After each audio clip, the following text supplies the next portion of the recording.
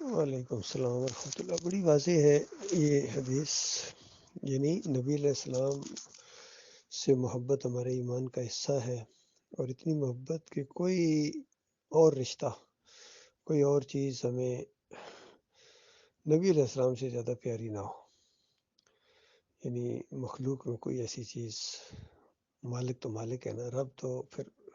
اس سے بہت آگے ہے، رب کی محبت تو بہت ہی آگے، وہ تو اشد الحب للہ ہے۔ مخلوق میں جو سب سے زیادہ محبت ہو وہ نبی صلی اللہ علیہ وآلہ وسلم سے، حتیٰ کہ اپنی جان سے بھی زیادہ۔ اس کی وجہ یہ ہے کہ انسان کی سب سے بڑی ضرورت آخرت کی ضرورت ہے، جنت کی ضرورت ہے، جہنم سے بچنے کی ضرورت ہے۔ خود ہم اتنے خیر خواہ نہیں ہیں جتنا ایک نبی امت کا خیر خواہ ہو سکتا ہے، انسانوں کا خیر خواہ ہو سکتا ہے۔ نبی کبھی کسی کو گمراہ نہیں کر سکتا، بلکہ ہمیشہ ہدایت کا ذریعہ بنے گا، لیکن دنیا کا ہر انسان خود آپ اپنے آپ کے لیے گمراہی کا سبب بن سکتے ہیں۔ آپ کے ماں باپ بن سکتے ہیں، آپ کے بیوی بچے بن سکتے ہیں، آپ کے بھائی، آپ کے دوست آپ کی گمراہی کا ذریعہ، اللہ کی نافرمانی کا ذریعہ بن سکتے ہیں، لیکن نبی کبھی آپ کے لیے اللہ کی نافرمانی کا ذریعہ نہیں بن سکتا، بلکہ فرمانبرداری کا ذریعہ بنے گا، ہدایت کا ذریعہ بنے گا۔ تو بتائیے، نبی سے زیادہ محبت ہونی چاہیے، یا اپنے ماں باپ سے زیادہ محبت ہونی چاہیے، یا بیوی بچوں سے ہونی چاہیے، یا اپنی جان سے ہونی چاہیے؟ تو یہ بالکل لاجیکلی بات ہے۔ نبی علیہ السلام سے محبت سب سے بڑھ کر اگر نہیں ہے تو سمجھ لیجیے آپ کے اندر ایمان خالص نہیں ہے۔ اور یاد رکھیں، نبی سے محبت کا مطلب یہ ہے کہ ان کی اطاعت کی جائے۔ اگر اطاعت نہیں کرتے اور محبت کرتے ہو تو یہ پھر یا تو ابو طالب والی محبت ہے، یا پھر ابو لہب والی محبت ہے۔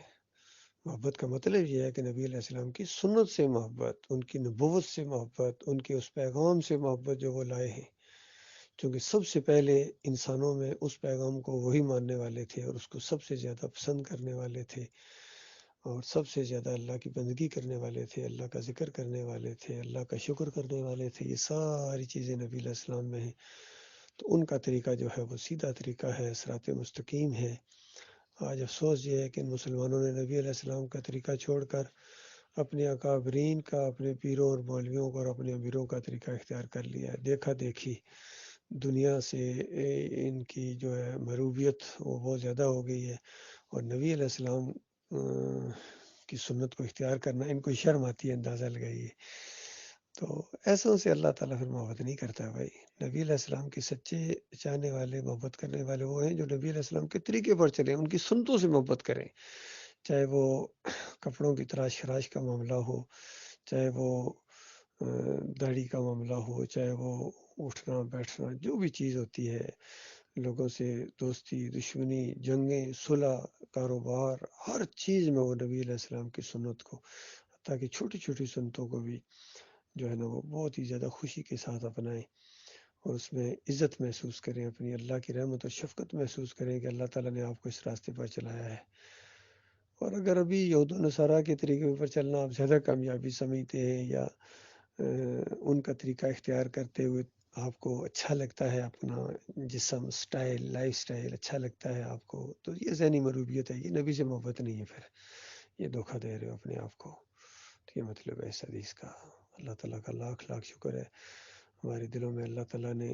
نبی علیہ السلام کی محبت پیدا کی ہے،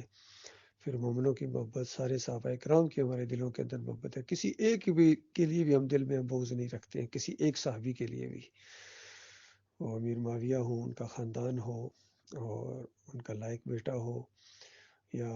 صحابہ کرام ہوں، ابو بکر ہوں، عمر بن خطاب ہوں، اور عثمان رضی اللہ تعالیٰ عنہ، علی رضی اللہ تعالیٰ عنہ، ان کے بیٹے ہوں، حسن حسین رضی اللہ تعالیٰ عنہ، وہ گھرانہ ہو، سارے اہل بیت، جتنے سب کے لیے ہمارے دلوں کے اندر محبت ہے، اور یہ محبت ایمان کی وجہ سے ہے، اور اللہ کی وجہ سے ہے۔ اللہ کے لیے محبت کرنا اور پھر اللہ کے لیے بغض رکھنا، یہ ایمان کی نشانی ہے۔ پھر اللہ ہی کے لیے دینا اور اللہ ہی کے لیے روکنا، یہ ایمان کی نشانی ہے۔ تو اللہ اور اللہ کے رسول سے محبت، یہ ایمان کی محبت ہے، اور اللہ تعالیٰ اس میں اور اضافہ کرے، ایسے اعمال کے اللہ تعالیٰ توفیق عطا فرمائے جو اللہ کی محبت کا ذریعہ بنے۔ دیکھیے ایک ہی معیار ہے، اللہ تعالیٰ نے کہا کہ دیکھو اے نبی،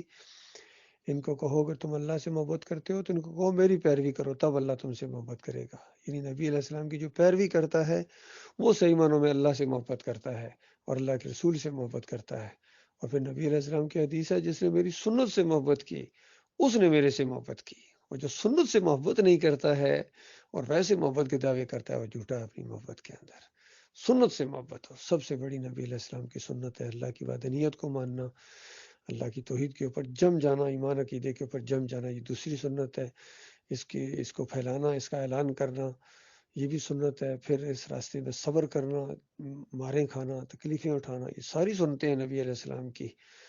اور باقی آئیے جو پھیلے ہوئے ہیں، کوئی بریلیوں کی شکل میں، کوئی دیوبندیوں کی شکل میں، کوئی اہل حدیثوں، سلفیوں، صوفیوں، جمہوریت کے یہ پرستار یہ مدینہ ریاست بنائیں گے، کفر و شرک کے ذریعے مدینہ ریاست بنا دیں گے۔ دیکھیے ان کے سرفروں کا فلسفہ دیکھیے، کوئی مال کما رہے ہیں، دنیا دین کو بیچ رہے ہیں، اذان دینے کے پیسے لیتے ہیں، امامت کے پیسے لیتے ہیں، اور کہتے ہیں نبی علیہ السلام سے محبت کرتے ہیں، دین سے محبت کرتے ہیں۔ ان سے زیادہ کوئی فراڈیا ہے؟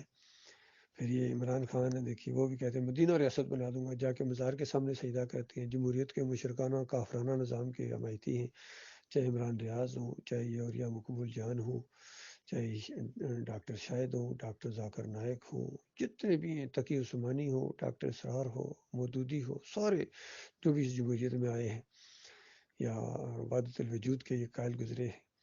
خادم حسین رضوی ہو، جمہوریت کے اندر آیا، کفر شرک کے نعرے بھی انہوں نے لگائے ہیں،